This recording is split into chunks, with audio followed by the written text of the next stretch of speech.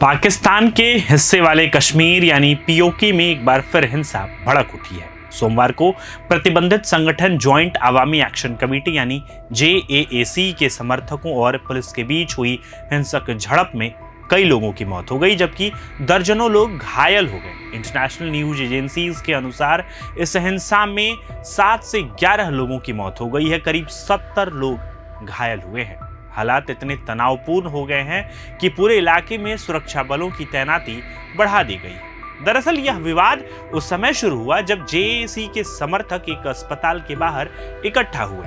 अस्पताल में उस व्यक्ति का शव रखा गया जिसकी मौत कथित तौर पर पुलिस फायरिंग में हुई थी। इसके बाद प्रदर्शनकारियों और पुलिस के बीच टकराव बढ़ता गया और स्थिति हिंसक हो गई। पुलिस का कहना है कि प्रदर्शनकारी अधिक आर्थिक और राजनीतिक अधिकारों की मांग कर रहे थे। वहीं प्रशासन का दावा है कि प्रदर्शनकारियों ने सुरक्षा बलों पर ऑटोमेटिक हथियारों, पेट्रोल बमों और अन्य घातक साधनों से हमला किया, जिसके जवाब में पुलिस को कार्रवाई करनी पड़ी। लेकिन आखिर ये प्रदर्शन क्यों हो रहे हैं?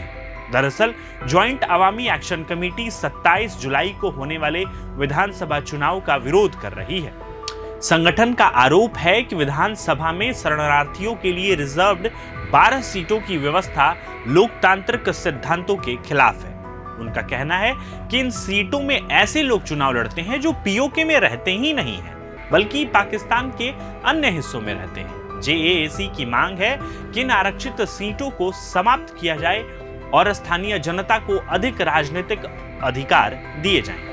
इसी मांग को लेकर संगठन ने बंद और लंबे मार्च का आह्वान भी किया है।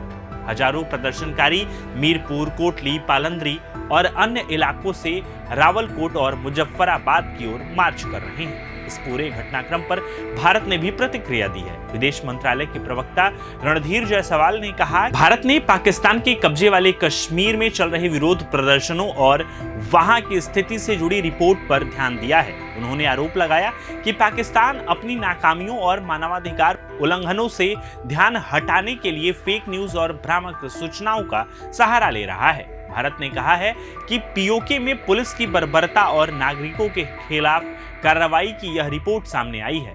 भारत ने अंतर्राष्ट्रीय समुदाय से अपील की है कि वह पाकिस्तान को उनके मानवाधिकार उल्लंघनों और वहां की घटनाओं के लिए जवाबदेह ठहराए। अब सवाल यह है कि क्या यह आंदोलन केवल चुनावी व्यवस्था के खिलाफ है या फिर यह पाकिस्तान प्रशासित कश्मीर में लंबे समय से चल रहे राजनीतिक असंतोष का बड़ा संकेत है। आने वाले दिनों में इस पूरे क्षेत्र की स्थिति पर पूरी दुनिया की नजर बनी रहेगी। आप इस खबर पर क्या सोचते हैं? अपनी राय कमेंट में जरूर बताएं। प्रभातखबर.com, विश्वास वही, रफ्तार नहीं।